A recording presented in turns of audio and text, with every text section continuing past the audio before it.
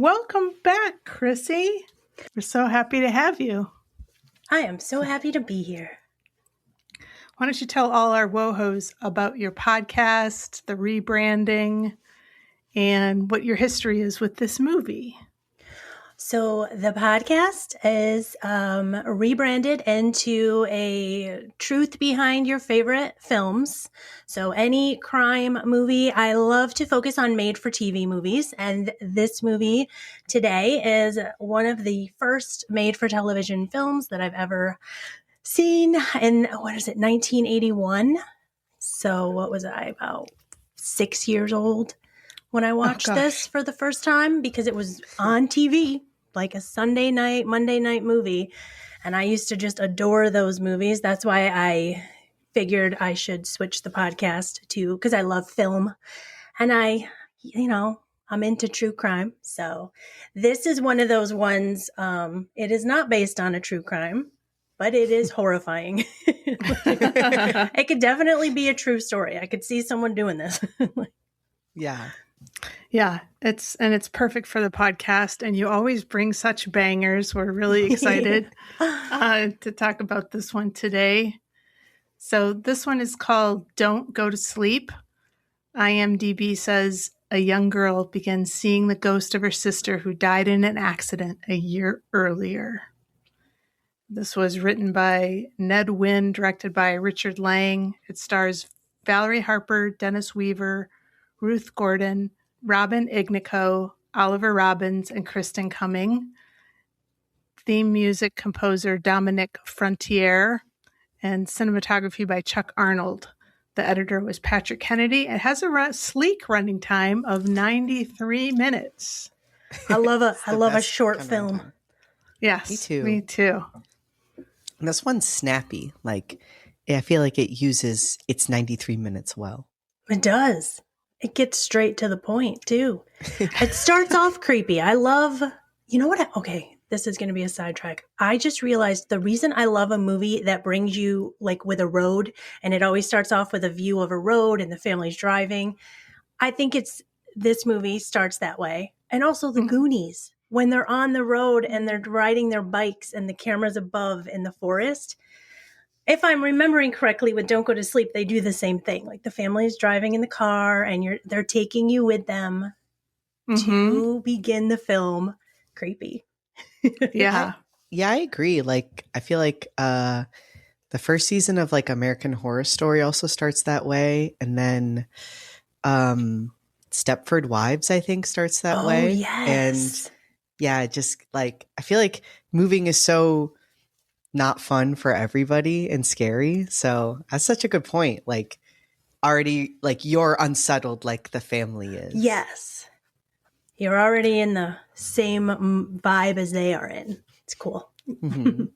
Of course, we have The Shining and Funny Games also start that way. So Funny Games is the worst movie I've ever seen in my life. Yeah, I agree. It is. I took the DVD and threw it in the trash can when it was done because I was so mad.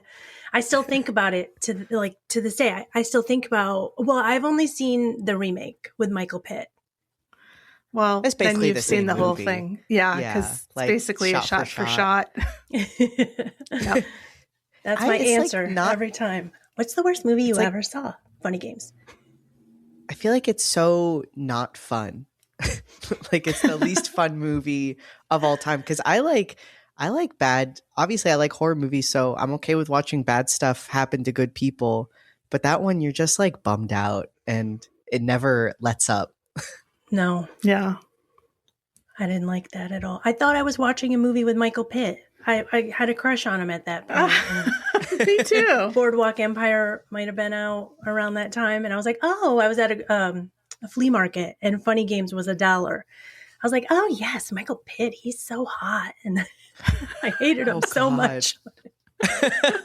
Picking up, I feel like picking up Funny Games and not knowing, because I kind of knew about or had heard of it. So I was kind of going in with some dread, but I feel like going in, that would make it even worse. I had no idea. Oh, no. So the scene with their son? Yeah. No. And my son was about the same age, I think, at that time when I was God. watching it. So I was like, I hate this movie. Let's stop. So as you mentioned, like over the opening credits, we sort of get this shots of the family's car traveling down the highway. There's a little bit of tension in the car. Philip and Laura are arguing about Laura's mother moving in with them at their new house. And the kids, Mary and Kevin, are arguing in the back seat. And we get to realize right away that Kevin is a little shit. That's perfect. We don't like Kevin. He's pretty awful. They pull up to their new house, and we can see that Laura's mother, Bernice, is already moving in with her treasure TV set. And this, of course, is Ruth Gordon, and we love her already. Mm-hmm. As a child, That's I gotta be remembered like- her as... Oh, I'm sorry. Go ahead. No, you go. As a child, I remembered her as a really mean lady. And then when I rewatched it, I was like, she's not that bad. She misses her granddaughter. Yeah. Yeah. She's like, and she I feel like she sees the family for what it is. Like, she is the first indication that they are not like a picture perfect family, but not because of her, but because, you know, she understands who like the husband is and stuff. Mm-hmm. Well, yeah, and we'll find out, but there's this sort of pressure to forget about the dead daughter, and that's so sick. Yeah. And, Yeah. you know, so unhealthy. So, and I think she has the right idea with putting pictures of what's her name? Jennifer? Jennifer? Yeah, putting pictures of Jennifer in her bedroom so she can remember why her. they didn't want her picture around. I didn't understand that odd. part. Yeah. It's the 80s. I don't That's know. something- Yeah. They're like, let's not delve too deep into our emotions. Let's just pretend it didn't happen. But Grandma has an unlit cigarette in her mouth, which will come back later. The kids go and play in the backyard, but from the upstairs window, a ghostly voice calls out, "Mary," which gets Mary's attention briefly. And later, Mary will hear the voice call out to her, and she sees flashes of the car accident at the foot of the driveway. Mary is sure she has seen Grandma smoking. At night, Mom calls out to her, "Double kisses." Now, this is wild. I know it was the 80s, but still, Kevin is playing with a Bunsen burner in his bedroom. That is crazy. Was that even happening in the 80s? I don't think so. That's next level. I didn't have a Bunsen burner, but I mean, this is pretty dangerous stuff. Did y'all ever just know kids who were like pyromaniacs in the making? Like, my like elementary school, middle school would do like an end of year camping trip, and there would always be like 3 kids who would always be around the fire just throwing shit into it. And even at the time we were like, you like this a little bit too much. Maybe some people just have a gene. They need to see things in flames. That's crazy. I think so. I want to say your aunt is a little bit. I could see it. Yeah, a little bit of a pyro. Mom confiscates the Bunsen burner. Grandma has been smoking in bed, although she insists she has quit smoking. This poor grandma, because first off, she's moving. It can't be fun to move in with that family, knowing what we know. And then your kid, like your grandkids are telling on you, like, just let me smoke in peace. Yeah. No, I would be like, get out of my house. What are you doing? And that's so fair too.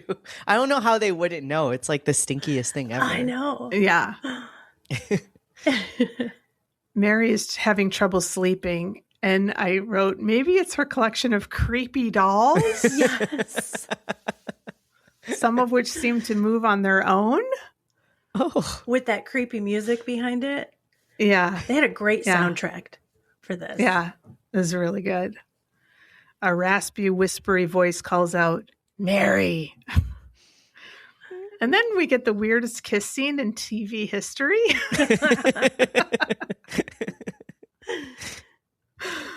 With Philip and Laura, but Mary blocks them because her bed is on fire.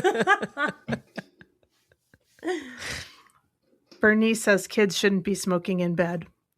And Philip asks Mary if she has been smoking. But he finds the culprit, a bedside lamp with faulty wiring. Did watching this as a kid make you afraid of one such thing happening to you?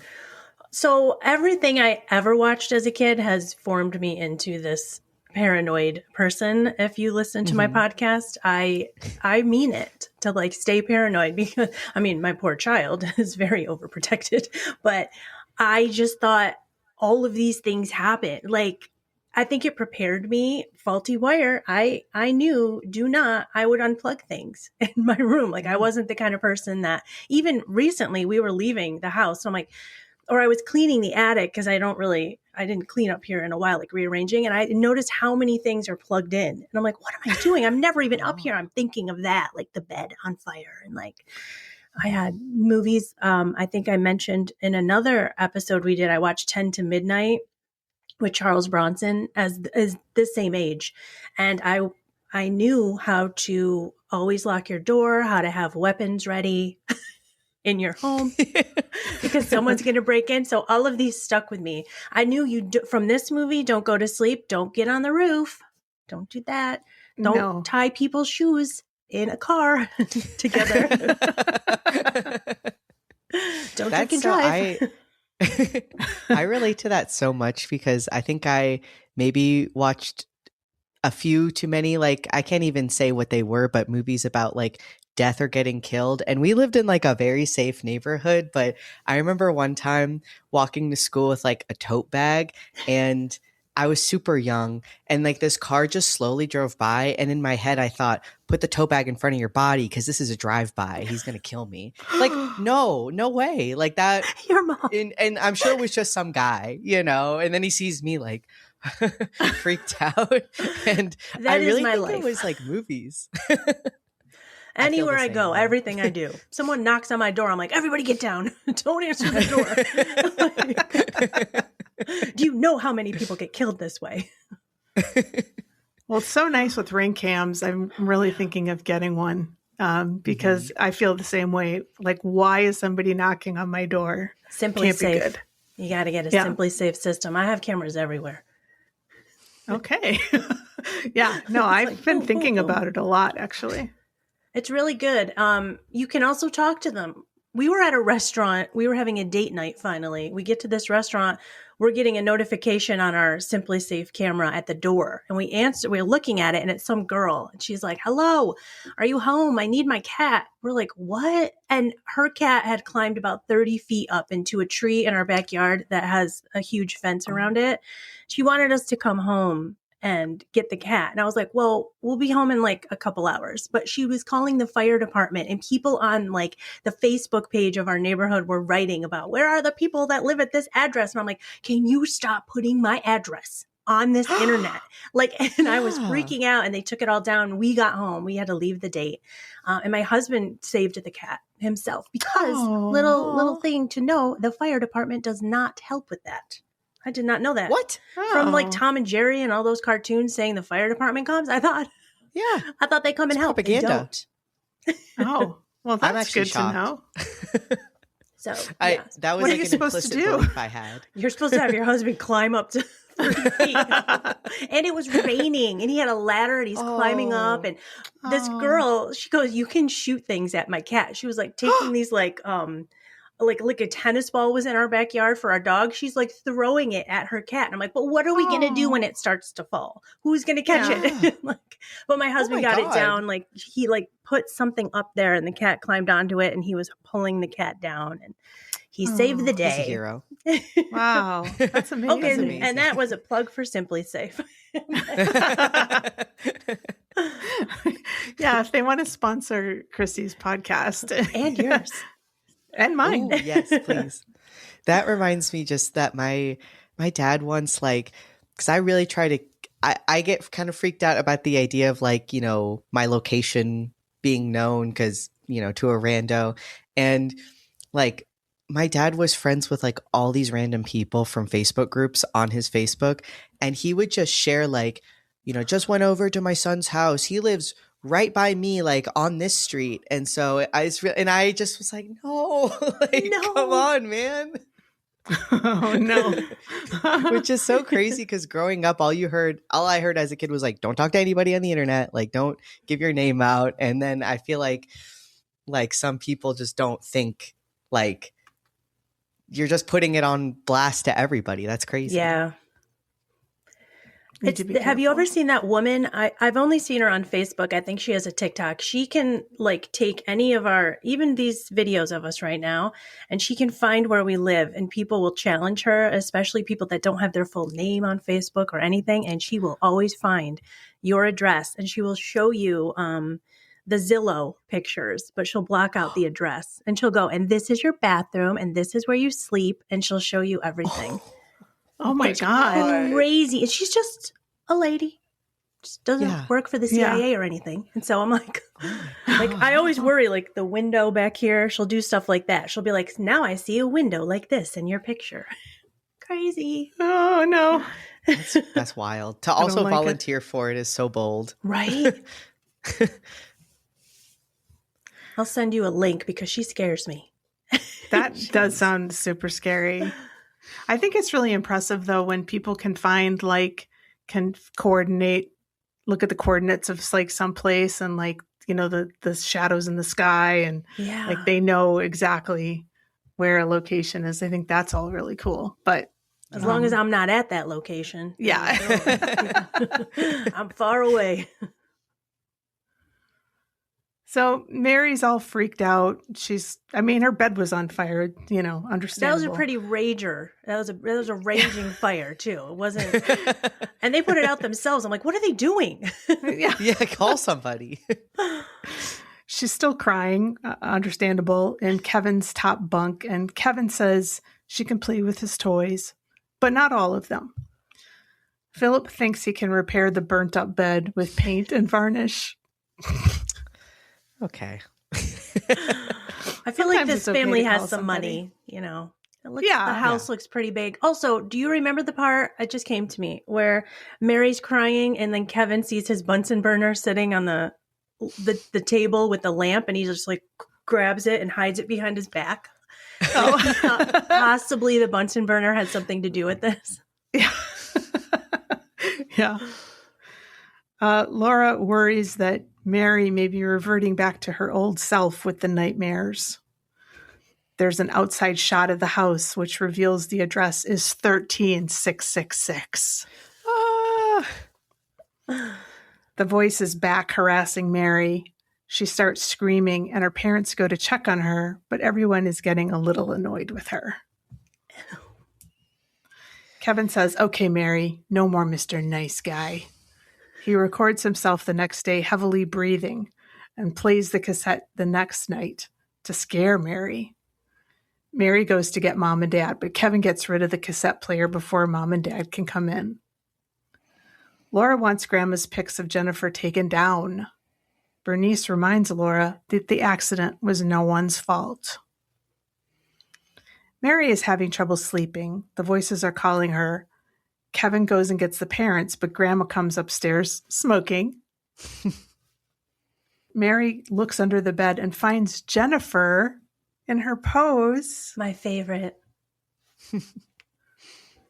The next day, Mary is making a flower crown and falls asleep.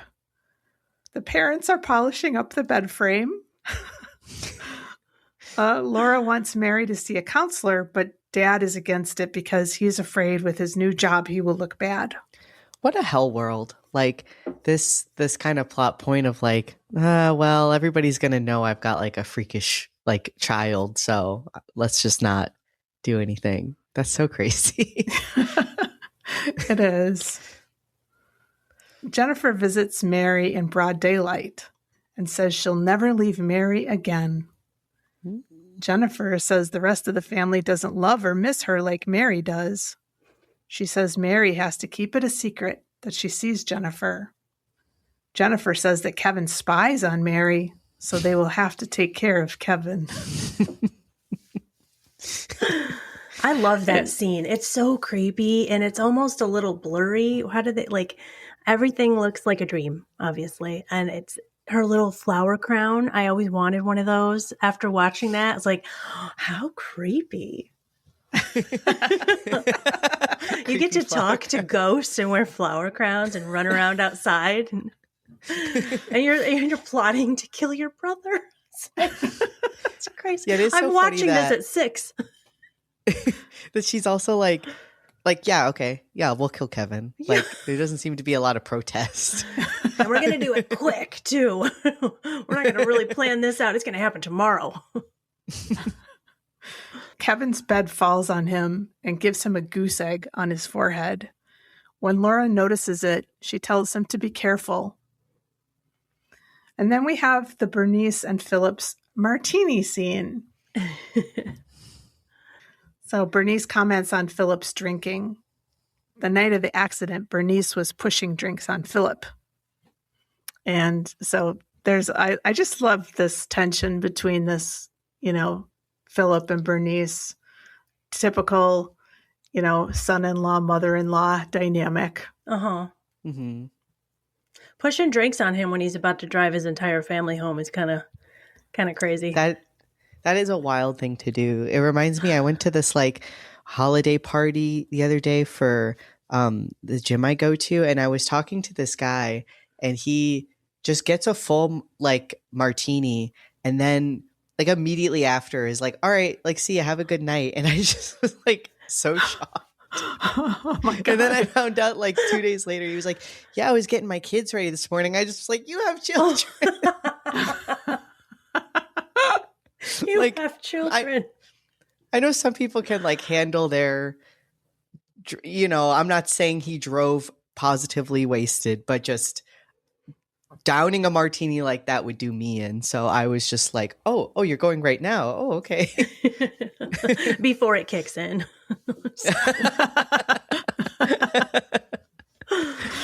Oh, gosh. Bernice returns to her room crying. Jennifer and Mary are talking under the bed. They are scheming how to get rid of Grandma. This is so scary. And then we have the iguana scene. Does anybody want to describe the iguana scene and the great special effects that went into making it? Is this all the close-up shots of the iguana? Yeah, well, the iguana is somehow traveling, down very slowly. Oh, yeah.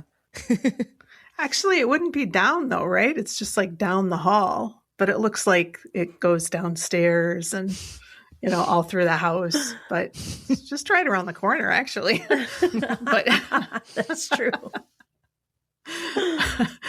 But somebody is obviously holding this iguana out in front of them, but we just see the iguana floating in midair.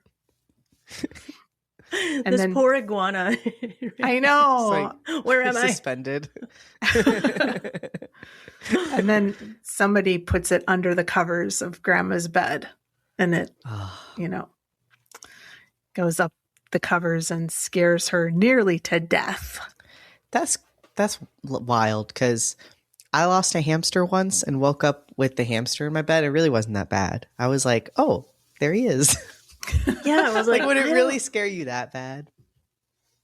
I don't know. I think some people have problems with reptiles. If I didn't know there was one in the house already, yeah, it would scare me. But or a snake. A snake, God. That would get me. Yeah, for sure. Yeah.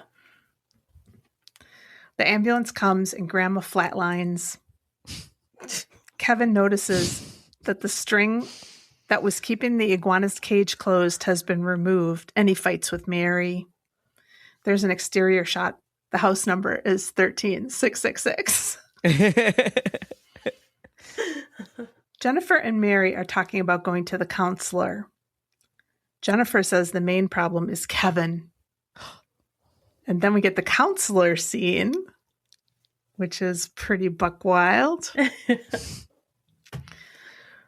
Of course, one of the weirdest features of this scene is that the counselor, in order to bond with Mary, is showing her all his toys.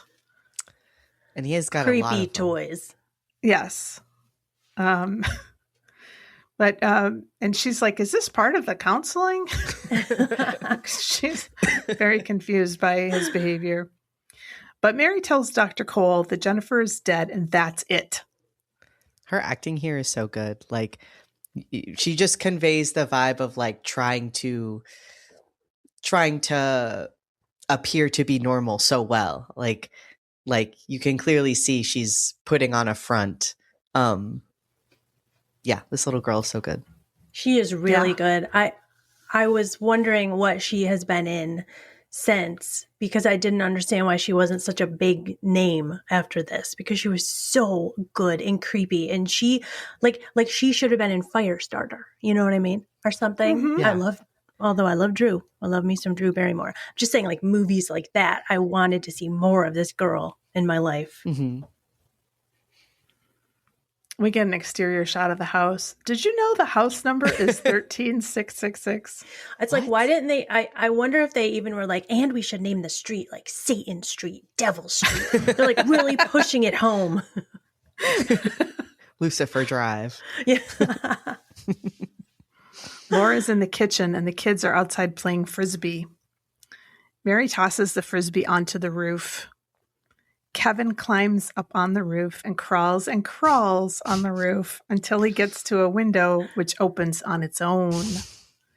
Kevin screams and falls just as Laura drops a watermelon on the floor in the kitchen.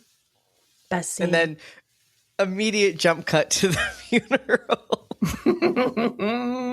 This is my favorite scene in the whole movie. No small talk. It's like, Nope. Kevin's gone. And is it the scene where it's Kevin's funeral and Mary is all the way across from the parents? She's nowhere near the parents, and the parents are just holding each other and crying, and Mary's like, doesn't need any love, doesn't need any support at that point. Her parents don't know she's the one behind this. Oh, in the scene when the window opens, how long it takes for Kevin to be like,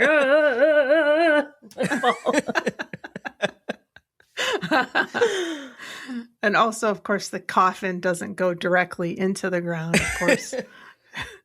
It's got to get snagged on something. Yeah. I'm so curious, like, what they intended the vibe of that scene to be, because it just felt so much like a black comedy, you know, of like this child's funeral and the coffin falls as it like is lowered. Like, that's so fun. And the watermelon. Oh, yeah. Oh, that's so graphic. Oh, I loved it. It is.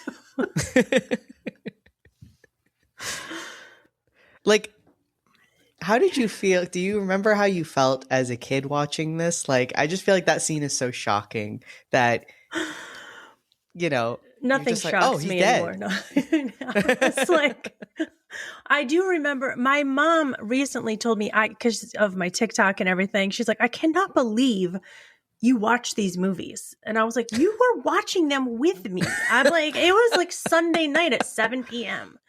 I do remember, I don't remember in this specific movie, but I remember asking her in other movies, does that really happen? Can your friends really kill you? Like, I remember specifically A Killer Among Friends, and Tiffany Amber Thiessen's in it, and they kill her, and they cut her hair off with a box cutter or a knife or something, and they throw her hair in this creek, and then they put a log on her head. I'm just watching this at like, I think I was 12 for this one, and I was like, do people do that to you? And my mom's like, yes, there are mean girls out there. So I was like, I don't want any friends. There are mean girls out there. It's so funny. Oh my God. Mary's back at Dr. Cole's office. He wants to know if she was sadder when Jennifer died. Oh my God. She says she's over it now.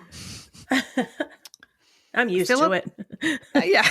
It just keeps happening nonstop. Two dead sibs. It's fine. Philip can't get the iguana to eat. He's drunk and is crying. Laura says she can't handle everything. They have a big fight. But after Philip finds the iguana food, they tell each other they're going to make it. And they can just move again. That'll solve the problem. I mean, Kevin lived there for like 2 days, so so did the grandma. Yeah. I just love that scene when he's drunk with that whole bottle in his hand, and he's like, he won't eat. I can't even feed my own son's iguana. It's just like... Oh, man. Mary tells Jennifer they shouldn't do this anymore. Jennifer says the parents are going to put Mary in a nut house when they move to a smaller house. Laura, drunk, goes to check on Mary. She asks if she was talking to Jennifer and has a crash out again. Mary sends Mother to bed and sends her double kisses, but Mom barely makes a move to catch the kisses. Things are rough. Then we get the dad in the bathtub scene. Another iconic scene. Well, just so crazy. I mean, I know it was the 80s, but dad's in the bathtub drinking his martinis.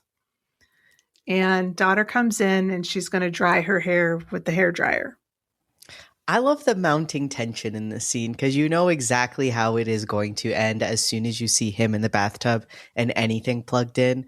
But I still feel like it was fun. And I don't know, I thought this was in a way like very sweet. Like I feel like in American culture, it's so weird to do something like this. But I know there's a lot of other cultures where like bathing and being nude is like not sexualized and like, you know, relative, like, you know, normal to do. So in a way I was kind of like, I can't relate to this on any level, but you know, her being like, oh, I'm sure, like drying her hair and just joking, you know, it's like a little bit of levity but it was almost sad because you just know, oh, well, he's about to get electrocuted.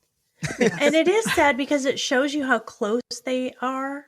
Or they were before Mary started losing her mind, basically. Yes. And I love the shots of like, I love when filmmakers do this. I hate it, but it's funny when they show you, they keep showing you the water in the tub and they'll show you the was it the hairdryer or the radio? For some reason in my head, the radio. I think it's the radio. Yeah, and they keep fake you out with the showing hairdryer. Yeah. And then like, you're like, I get it. I know. We all know what's going to happen. Let's just get it over with. Let's go. I think they talk about mushrooms for a good 15 minutes. And I kept imagining, like, I wonder, because it sounds like ad-libbing, like how long, because she's like, oh, daddy, I don't want much. I hate, or anchovies. Do they talk about anchovies too? They keep talking about pizza toppings. Yeah. Yeah. Just rambling. Yeah. Yeah, like this double ick or whatever. And he's like, double ick or... But there's an unseen hand that does indeed drop the radio into the bathtub. While that's happening, downstairs, Mary is maniacally cutting the pizza. Just like she's driving it. And what was on that pizza? We don't know. It was a mystery. Can't figure it out. Didn't look very appetizing at all. We get the pizza cutter scene. Iconic. Very similar to the iguana scene. I love that there's still like pizza on it too. Like it's just so nasty, like, rolling across everything. Rolling up the banister, you know. All the way to the phone cord. It's like taking forever. So this is as Laura's going upstairs to get Phil. But she discovers Phil's body and screams. Mary cuts the phone line with the pizza cutter. Laura falls down the stairs and she drives away from Mary. Get out of there. At Community Hospital, Laura has a broken arm and is wheeled out of the hospital. She believes Mary killed Philip and tried to kill her. Laura wants to know, what is wrong with Mary? Dr. Cole gives her some line about depression and anger. And then Laura remembers her grandfather had melancholia. Mary's at the hospital too, in the psychiatric clinic. We get one more exterior shot of the house, 13666, and Laura is home. At the psychiatric clinic, the doctor walks in a circle around Mary, sitting in a chair in a straitjacket. I love that scene. Me too. The doc is asking Mary to remember the night of the accident. In a flashback, Jennifer was teasing Mary. Mary is sad because she didn't get kisses from Grandma. Kevin and Mary tied Jennifer's laces together. Jennifer was in the car and couldn't get out because of the laces. Mary screams as the car bursts into flames. It's very traumatic. Like, I feel like they did a good job making the scene understandably like very traumatic, where I feel like it does tie the whole movie together, where you're like, okay, yeah, I get why this little girl went crazy. Yeah. Why didn't anybody open the door? I don't get that part. She's like screaming for a while. Also, it doesn't matter if my shoes are tied together. I'm going to get out of that car. Yeah, I'm gonna shimmy. This movie made me happy that I didn't have a sister growing up. That's what I took from it. No sister. Yeah. Mary speaks as Jennifer in the present, but then Mary cries after Jennifer, but Jennifer is gone. Mary keeps repeating, I loved her. As she is wheeled out, the psychiatrist makes notes. At home, Laura is in bed. It's at 2:45 in the morning, and the nurse checks on her. I was like, what? That's a really dedicated nurse. Jennifer emerges from under the bed in the pose. Her pose. And Laura screams. I love it because you're like, that little knock you hear before she goes up. Does she go, hi, Mommy? Does she say hi, Mommy? I think so. She does. I love the detail, too, that Jennifer was like, you know, Mary, this is my revenge to you. Like, I don't want to be in a psychiatric like facility. Bye. Like, Mary really did get it the worst. I know others died, but I think she got it the worst out of everybody. Yeah, I believe so, too. So I have a couple of what phobia is that? So pyrophobia is the fear of fire. And the phobia of reptiles is called herpetophobia. Oh. Ooh. Dennis Weaver reads an article about a house made entirely out of bottles. His own famous home was made of recycled tires, cans, and bottles. What? Oh. Oliver Robbins, who plays Kevin in this movie, starred in another horror movie of the same year, Poltergeist. He was making his rounds that year. And I've got a couple of what did Letterboxd have to say about it. Mac, do you want to read those reviews? Sure. Feel Bad Films gave it 4 stars, a much more chilling psychological horror than I anticipated. Whether or not you choose to believe the supernatural elements occurred as presented could impact your appreciation. I'm still torn as to whether the pizza slicer scene was camp, genius, or both. Regardless, it was effective. Robin Igniso gives an outstanding performance for an actor of any age. I would agree with that. Me too. Spot on. Then Katie's Classics gave it 1.5 stars. It was slow and boring. Kids are scary. We get it. I think it's a lot more than scary kids, though. Yeah. It's messed up families, too. And I don't know. These were kind of like some of the worst parents. Like, I'm not saying they deserved it, but they didn't help the situation. Any of the situations. No, definitely not. Yeah, they're really out of touch. Their when daughter you think about it. died in a fiery car crash, and they're like, take all of her pictures down. She never existed as far as I'm concerned. Like it was her fault. And the fact that Mary's like so, haunted by this event, they're like, why doesn't she get over it? I know. Yeah. You guys. Go to bed. So what if Go her into your bed fiery caught on bed. fire? Like that enough maybe could actually be the start of your villain origin story is like my bed caught on fire. And my parents made me sleep in it over and over every night. They didn't buy me a new one. And they put varnish on it, like an incredibly flammable material. I didn't even think of that. Her dad has a bottle of vodka in his hands at all times. Yeah. He's a walking fire hazard himself. I like that that whole thing about him talking about the house in the movie. I didn't catch that. A house made of bottles. Oh yeah. I love that. That's crazy. Yeah, that's pretty cool. I love when they slip little things in about their own lives.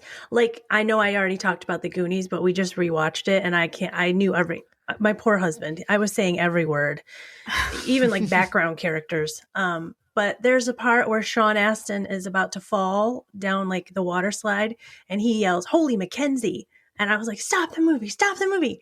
His brother, Mackenzie Astin. He just like added his brother's name in. And then I Googled it and they're like, yeah, he added it in. Oh, that's sweet. So fun. Little shout out to his best friend. In one of the biggest movies of all time.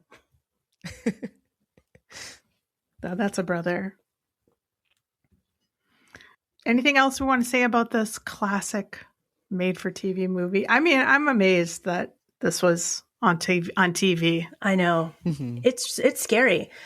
I told you my husband did not like it. He loves some good films. He was like, "No, swing and a miss with this one." I'm like, "What? What?" It stood the test of time for me. It was still great, and I have always been obsessed with Jennifer's hair, her little braids. Oh, I loved that. Have to throw that in. Have to mention her hair. Who is that actress? She also was very pretty, just creepy and haunting looking. Mm-hmm. Yeah, I thought she did a great job too. Yeah, she did. All the kids did, really. I mean, and that's pretty hard to pull off. You know, and it's a kid TV acting. movie. Yeah, yeah. I'm having a hard time bringing that document back up, but look her up. She was really good. Yeah. And I think it's a really good snapshot of the 80s. I mean, the 80s were a crazy, crazy time. And this would be a really nice double feature with Poltergeist, which also has like some pretty out of touch parents. That's true. So maybe that was kind of a theme that was going on in the 80s. Yeah, I think this one is a classic. I think that reviewer was wondering if it's camp. I feel like it definitely is camp in the best way. And this is like the kind of horror movie stuff I love that's just like sometimes gets to a point that it's so ridiculous, but you can see the vision and it's entertaining. And this movie is entertaining and shocking. And I would not expect that from, like, I haven't watched a lot of TV movies, but I feel like they have like a bad reputation, like as a whole, but this one would dispel that. Yeah, there's so many good made-for-TV movies, but all the good ones came out in the 80s, early 90s. In the early 90s, there were a lot of Beverly Hills 90210 cast members in all of these movies, and they were always about creepy things. Like, what was the one? It's called Friends Till the End, starring Shannon Doherty. Have you seen that? Mm-hmm. Oh my goodness. That one is another one where I was more in my teenage years when I watched that. And it was about this girl who was always jealous of Shannon Doherty's character from a young age. And they grow up and she's still stalking her and trying to take over her life. And it's so creepy. God. And then in the 80s, they had things like Don't Go to Sleep and Dark Night of the Scarecrow. That was another one have you seen that? No. That's another one for me for next year with you guys because whoa, Dark Night of the Scarecrow scared the hell out of me when I was a little kid. Mm-hmm. Yeah, we'll definitely have to do it. Yeah. Chrissy, do you want to let our listeners know one more time where they can find your podcast? Yes, you can find it anywhere that you listen. I am on Apple, Spotify, Amazon Music, Going to have a YouTube coming out soon and a Patreon too next year. Oh, wonderful. Yes. Yeah, great. Well, thanks so much for joining us one more time and bringing us another banger. This is my favorite. I love you. This is so fun every time. And we'll get together again next year, 2026. Yes, for sure. Definitely.